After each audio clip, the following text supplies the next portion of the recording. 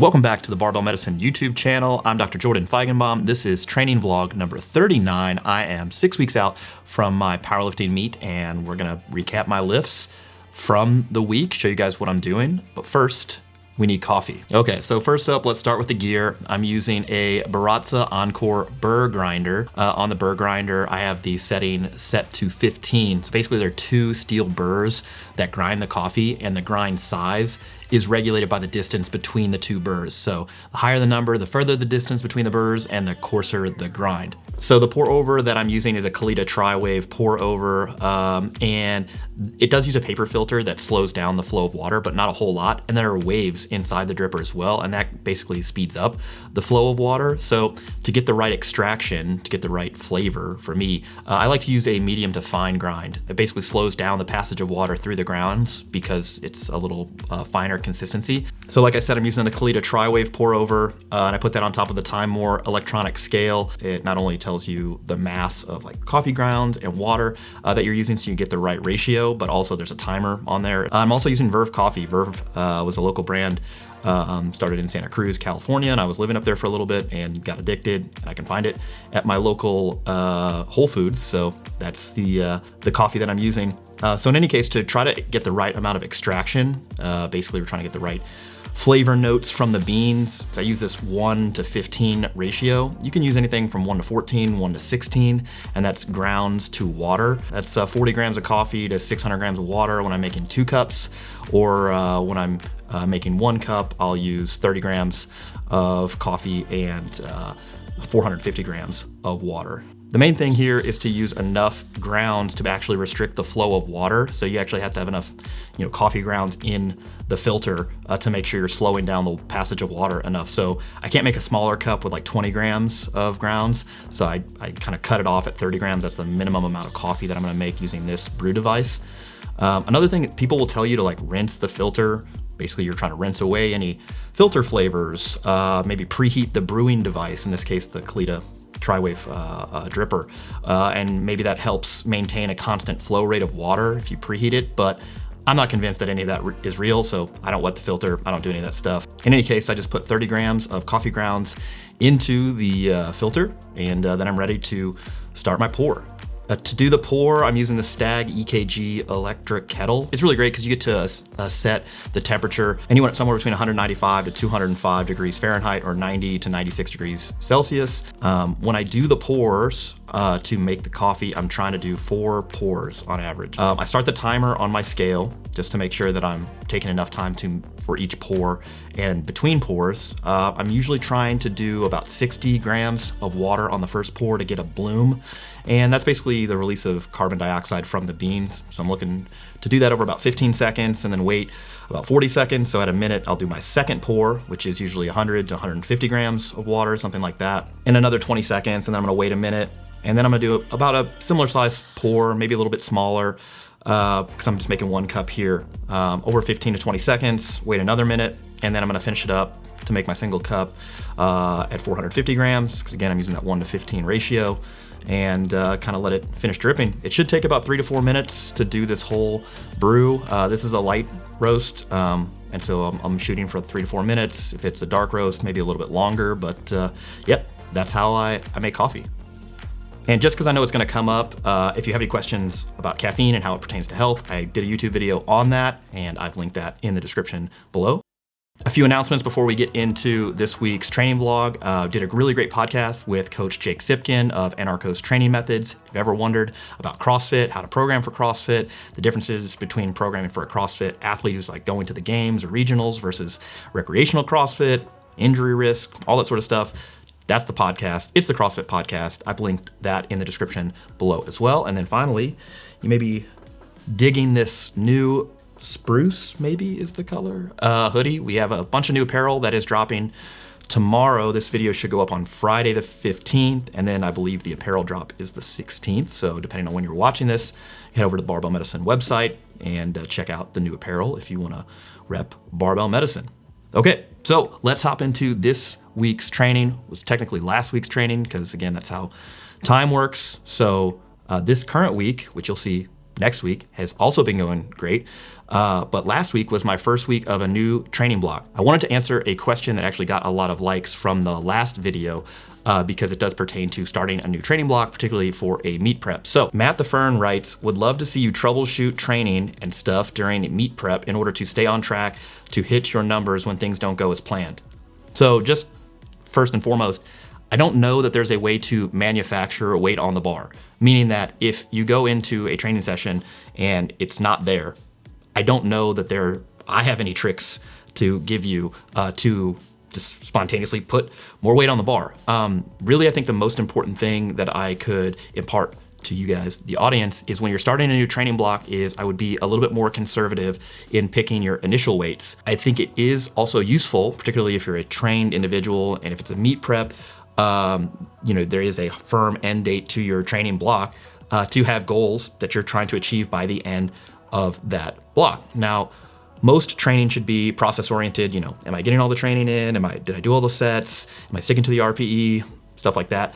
But I do think when you have a firm end date to your training block, because you have a meet, it's okay to also have some of those outcome-based goals. And so for me, I do like starting conservatively on week one. And I'm kind of basing where I'm starting at, particularly for the lifts that I've had prior exposure to, based on the last block. So the last training block I finished up with the 291 kilo or 640 pound squat.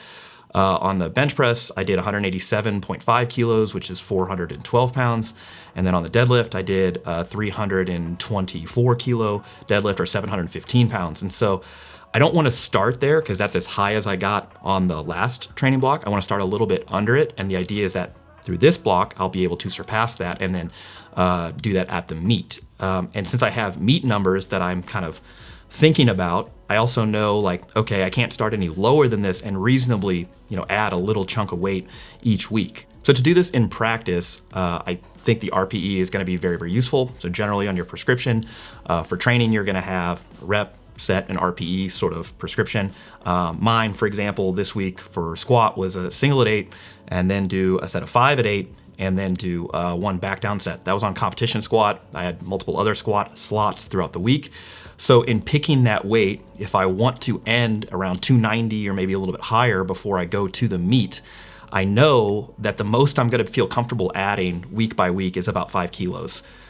Sure, if I'm really feeling it, I could add a little bit more, but the idea that I'll be able to add 7.5 kilos or 10 kilos per week is just unlikely. 1%, 2%, that seems like a reasonable sort of gain, particularly if I'm building momentum, which is probably the most important thing you can do in a meet prep block. You want the person feeling invincible when they go into the meet, have a lot of positive juju, a lot of momentum rolling into the meet if you can. So I couldn't start any lighter really than 270 or 272.5 kilos, which is 595 or 600 pounds.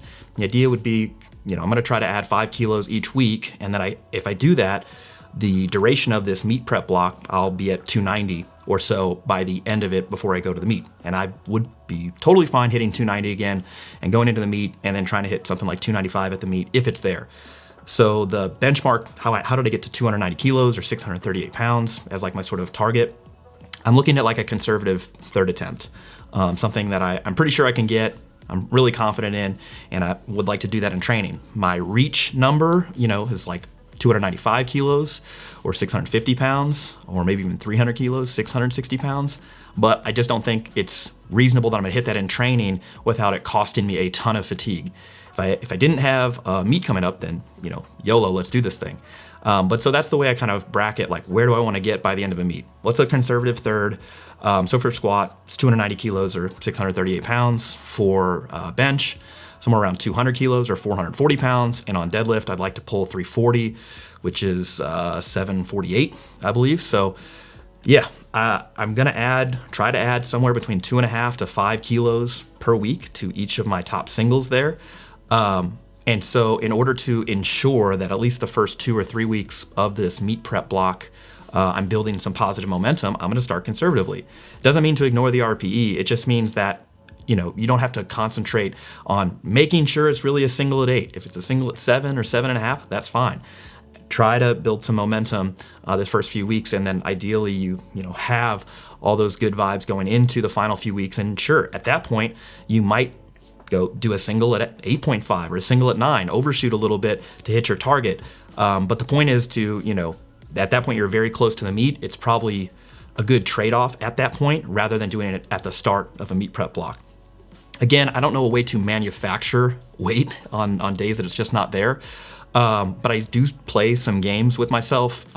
If, for example, I can't add weight to the top set or the top single or something, or don't feel comfortable doing that, I'll try to do it on a back off set or something like that. So at least I feel like I'm improving. I can rationalize like, things are still trending that way. Now, this assumes that I'm not injured or feeling just very, very fatigued. If that's the case, I'm probably going to try to change the programming in order to, again, try to build some momentum and dissipate fatigue. So if I'm injured or very, very fatigued, I may start my taper earlier, maybe 10 days out, 14 days out, which is about twice as long as I normally do, which is like 3 to 5 days. It's my normal sort of taper to go into a meet.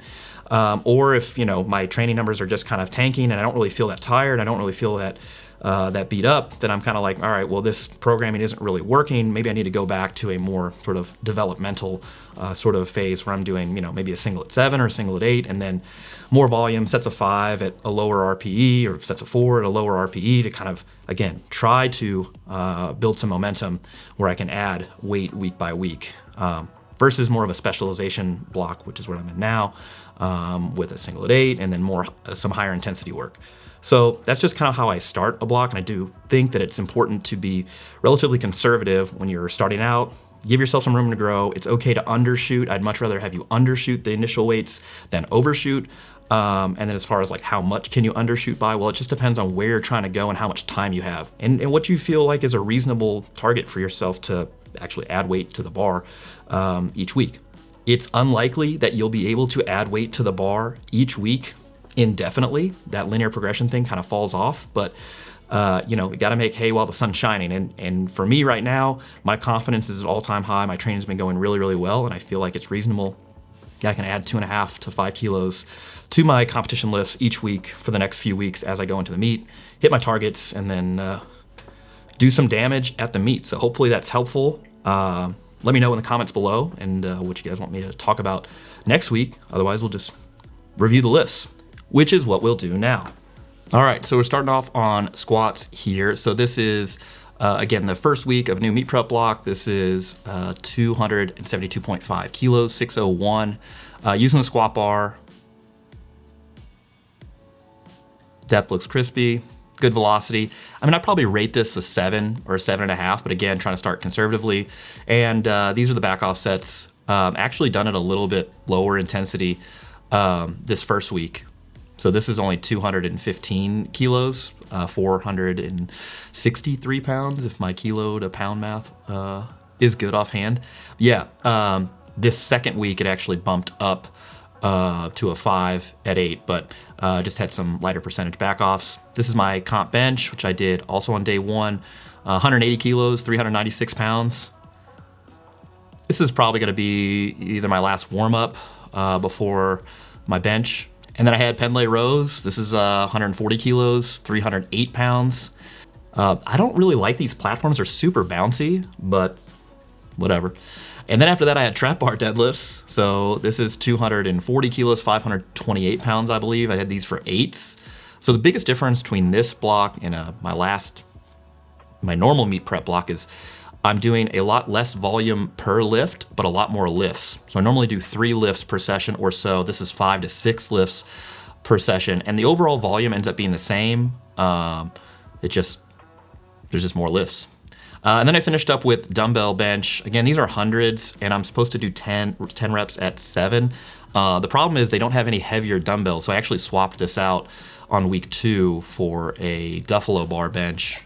Just trying to get that added range of motion. I think that's the real purpose here, in addition to some unilateral work. I couldn't figure out a way to do unilateral work, so anyway. All right, so this is day 2, 606 or 275 kilos, about a 2-inch deficit. And I'm gonna do this for a set of 4 at 8. Yeah, I feel like these are pretty good. Again, with the bouncy platforms, the bar just kind of like jumps all over the place. It actually doesn't feel great on my arms because it's really hard to like just relax your arms at the bottom. So then I went to feet up bench press. This is 130 kilos, 286 pounds. Biggest thing for me here is to try to keep my shoulder blades pulled back. So when you're doing this feet up stuff, really trying to keep your shoulder blades back. I'm not doing a great job here, but I'm doing sets of 10, so it's hard to, keep that going, but just something I'm seeing. Still on day 2, same outfit you see. Belt squats, I'm doing these with a much narrower stance than I do most of the time because it's supposed to be close stance belt squats. This is actually a myo rep. I can't remember if this is my first or my second myo rep set, but do 315 for a set of 15. Gets me somewhere close to that 8 to 9 range RPE wise. And then I do sets of 4 after that. So I did 2 sets of 4, I believe, on the first one, and then 1 set of 4, and then called it on the second one. Myo reps are tough, and for me particularly, because I'm really good at doing singles and low rep stuff, particularly now in my training. Myo reps just, gas me. So, but cool shirt though, right? Okay, so this is day 3, comp deadlift. This is 320 kilos, 705 pounds. So again, just starting here so that I can add, about 5 kilos per week as I go into the meet, hit 340 before the meet. Little twerk in the mirror. If you guys saw this on Instagram, that's kind of funny. And I'm happy the way this moved. Starting out over 700 pounds, rated RP 8, maybe a little bit less than that. This is 280 kilos, 616 pounds. I'm gonna do this for a set of 4. So the prescription was a single at 8, then 4 at 8. This is probably a little bit lighter than an 8, but again, being conservative on week 1 so I can build some momentum, manufacture momentum for sure. I don't know how to manufacture weight on the bar when you don't have it, but manufacture some momentum. I can start out a little lighter and then kind of at least give myself a few weeks to grow into a block. Second movement of the day, this is pin bench. This is 182.5 kilos, 402, I believe. And I think that actually moved a little bit better, even though I hit the rack. I need to move out further from the rack. I think that moved better than my comp bench, so that's reassuring. 165 kilos, 363 pounds. Yeah, this moved pretty good. Again, pin bench is not stronger than my regular bench. It just, for whatever reason, on this particular day, felt better. And these are the JM presses. So another upper body slot, press dominant slot. And I use chains on there to make them a little harder at the top, just because I'm trying to focus on the triceps. So this is kind of like a hybrid skull crusher, bench press sort of thing. Just trying to really keep the elbows forward and tucked and not hit myself in the face. Did that for sets of 10. Then I did close stance hack squat. This is 295. I believe these are myo reps. No, I think these are just sets of 10. You can see my low back actually coming off the pad on some of these reps. And I had never used this particular hack squat machine before. So I did them again this week, and again, really cueing myself to kind of push in the pad. Made him feel a little bit more comfortable, but just trying to get some extra leg work with a little bit less back fatigue than another squat slot. These are fine. Squat's moving, so can't complain. Finally on a day 4, starting out with high bar squat. Like the Halloween shirt and the contrast here, a lot of fast fall off. So the idea here was to do a set of 5 at 8. This is 500 pounds. Haven't done high bar in a while. I think I could do a better job keeping my elbows down, particularly my right elbow. I don't know what it's doing all the way out there. I think the bar is just off-centered a little bit, if I see. But yeah, that was probably less than an 8, maybe a 7. But again, conservative, build momentum, yada, yada, yada. You guys know the drill. This is close grip bench. This is 358 pounds or 162.5 kilos, set of 5. You're like, why are you bringing the bar down so fast? Well, I've been hesitant to actually bring the bar down fast on all the rest of my bench work, and that was my cue that day. It was bench, go faster. And that was a pretty good place to start. Then I had RDLs for sets of 15, and I'm not gonna lie to you guys, my back was lit at this point, so kept it pretty light. It was 185 kilos, 407, got some work in. Biggest thing people do wrong on RDLs, they keep their knees straight. It's not a stiff-legged deadlift. It's kind of like just a 3/4 deadlift, but from the top. And so I come down as low as I can without touching the plates to the floor unless I'm programmed a different depth. About mid-shin level is what I kind of aim for. keep my back flat as possible, and then squeeze my butt at the top. And that's my training from 6 weeks out. This is training vlog 39. So let me know what you guys want to see on next week's vlog. Could be golf, could be I recently sold both of my vehicles and picked up something new. So if you want to turn this into a car show, we can do that too. Let me know in the comments below. Let me know what you want to talk about training wise next week, and we'll have all the training footage and do this thing again. Thanks for tuning in here on the Barbell Medicine YouTube channel. Again, I'm Dr. Jordan Feigenbaum. See you guys next time.